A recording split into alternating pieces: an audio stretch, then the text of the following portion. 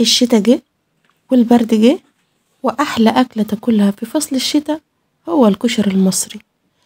الكشري المصري هنا انا عاملاه بالطريقه الشرقاوي بتاعتنا، ما شاء الله تحفه جدا، زي اللي انت بتاكليه في المطاعم واحسن كمان. بتعمليه في البيت، بتضمني نظافته وحلاوته وكمان توفير. خلاص، بأقل الاسعار، يعني بحق طبق طبقين من اللي انت هتجيبيه من بره، ممكن تعملي على قد الأسرة كلها بنفس الساعة. يلا بينا بقى كده نسمي الله ونصلي على رسوله صلى الله عليه وسلم، ونقول على وصفتنا الحلوة دي، ونشوف هنرتب الطبقات مع بعض ازاي.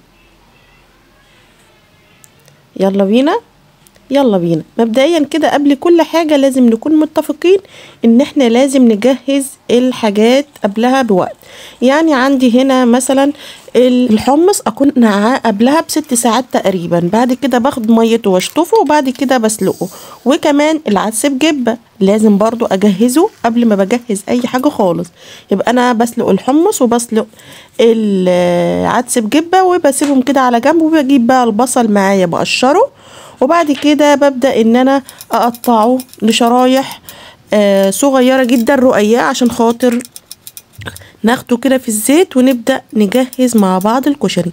اهم حاجة والاساس كله هو في البصل، ان انا بجيب كمية البصل كلها بقطعها بدون اي اضافات، ولا ملح ولا دقيق ولا نشا ولا الكلام ده، وبيطلع معايا مقرمش ما شاء الله، اللهم بارك، تحفة جدا.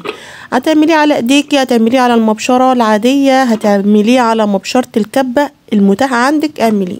خلاص، انا هنا هعمله على المبشرة بتاعت الكبة زي ما انتوا شايفين كده، وبيطلع معايا ناعم جدا رقيق جدا ما شاء الله، اللهم بارك.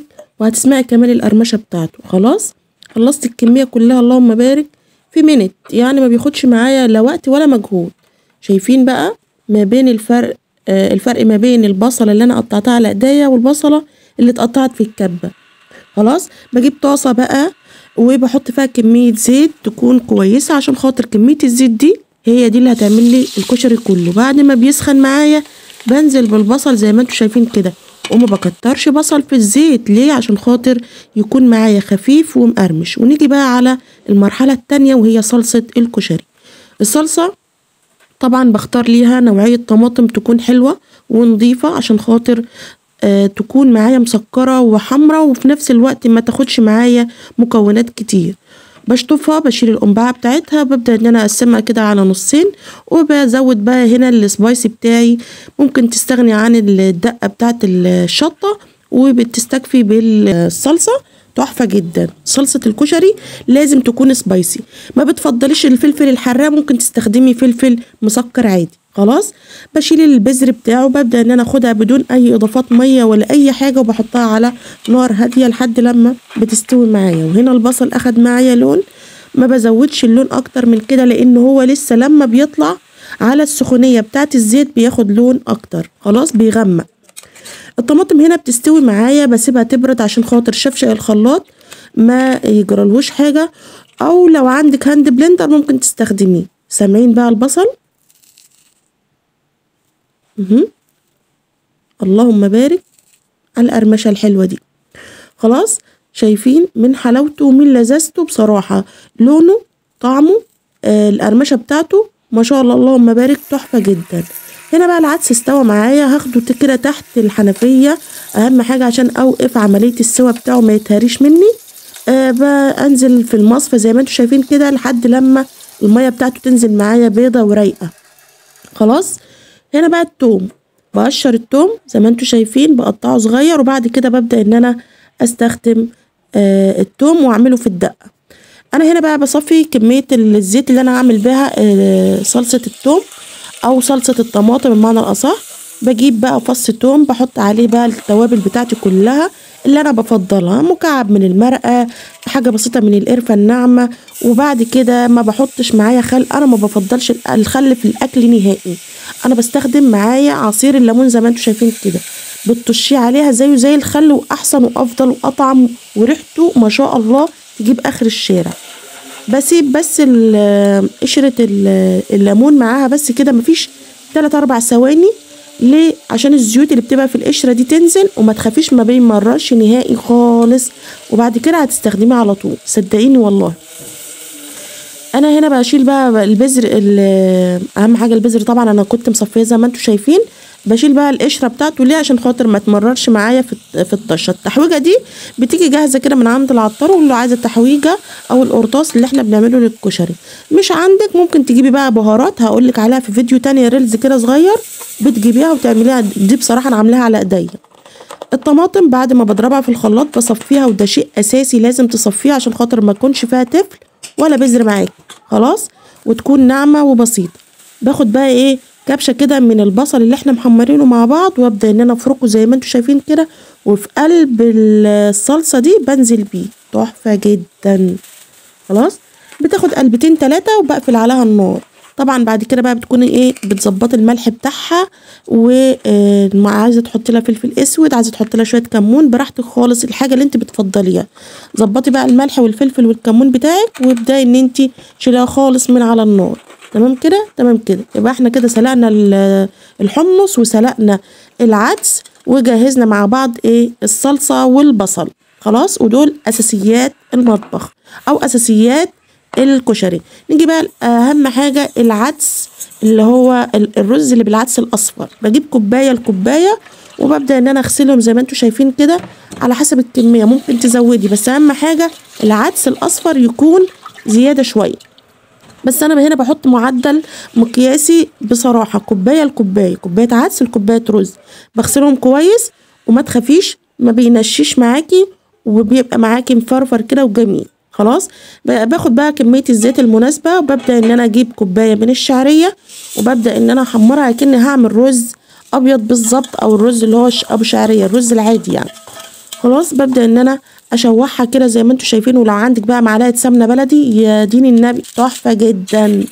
هنا انا كنت جايبه ربع كيلو من المكرونه الاسباجيتا، وعادي خالص بتجيبيها فرط عادي ما فيهاش اي مشاكل.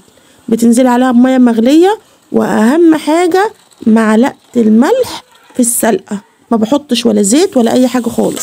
هنا الشعريه اخدت لون، نزلت بالكوبايتين اللي هي الرز والعدس. خلاص بشوحهم وبستخدمه زي اي رز بشعريه بالظبط، ما فيهوش اي اختلاف. بحط مقدار الملح بديله تشويحه، وبعد كده بنزل بكوبايه الميه اللي انا هستخدمها. انا هنا مستخدمه مثلا كوبايتين رز على شعريه على عدس، انا ما بزودش يعني، هو على قد مقدار الرز على قد مقدار الميه اللي بحطها. عقله الصوبع بس هي اللي بتبقى فوق، اكنك انت بتطبخي رز عادي. مش شرط ان دول ياخدوا 3، لان الشعريه والعدس ما بياخدوش ميه زي الرز. خلاص انت كده هتضيفي كوبايتين بس.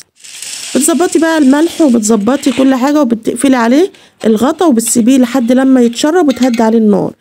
هنا بقى المكرونه انا ما بسلقش المكرونتين مع بعض، بسلق كل مكرونه او كل نوع لوحده. تمام. بعد ما بسلقهم بديهم شطفه بس تحت الميه عشان خاطر ما تعجنش مني. وهنا الدقه بتاعت التومه، دقه التومه يا دوبك بس بتشوحي تشمي ريحه التوم في قلب الزيت، بس تحطي معلقه كمون عليها، وتبداي ان انت تنزلي عليها بعصره الليمون، وتحطي حاجه بسيطه كده من الميه. انا هنا عصره في حدود 4 ليمونات او 5 كبار، عملوا له نص كوبايه، تحفه جدا. بتضيفي عليهم نص كوبايه ميه، ودوقي احلى دقه توم معاكي ما شاء الله اللهم بارك يعني. خلاص بعد كده باخدها اصفيها من التوم عشان خاطر تبقى الميه معاكي رايقه، وفي نفس الوقت واخده المستخلص بتاع التوم والكمون والليمون. توم كمون ليمون وحاجه بسيطه من الكزبره الناشفه وبس. وممكن تستغني عن الكزبره، يعني هو اساسها توم وكمون وليمون. خلاص منظر السفرة هنا او منظر الحاجات اللي احنا مجهزينها مع بعض اللهم بارك تحفة جدا. الصلصة والدقة والرز اللي بعدس ابو شعرية مفرفر وجميل اللهم بارك تحفة جدا. شايفين حاجة كده ترضي الله، اعمليها وشمي ريحتها واملي بيتك كده من الحاجات الحلوة دي. اخر حاجة بقى هنعمل ايه؟ هنعمل دقة الشطة، ممكن تستغني عنها وممكن تعمليها. خلاص انا كان عندي الفلفل السوداني ده بصراحه كنت شارياه في فلفل شطه، وبعد كده حطيته مع معلقه الزيت ونزلت عليه بمعلقه شطه حمراء، وبعد كده بنزل عليه بمعلقه من او كبشه من الصلصه اللي احنا عملناها مع بعض، بتديها طعم ولون، وكمان بتخف معايا طعم الشطه عشان خاطر لو في اطفال ولا حاجه هياكلوا معاكي منها. تحفه جدا. شايفين بقى اللون والجمال وريحتها؟ بس حاسبي بس البسي كمامه في اللحظه دي، لان انتي لو بتشتكي من الجيوب الانفيه صدقيني مش هتستحملي البخار بتاعها.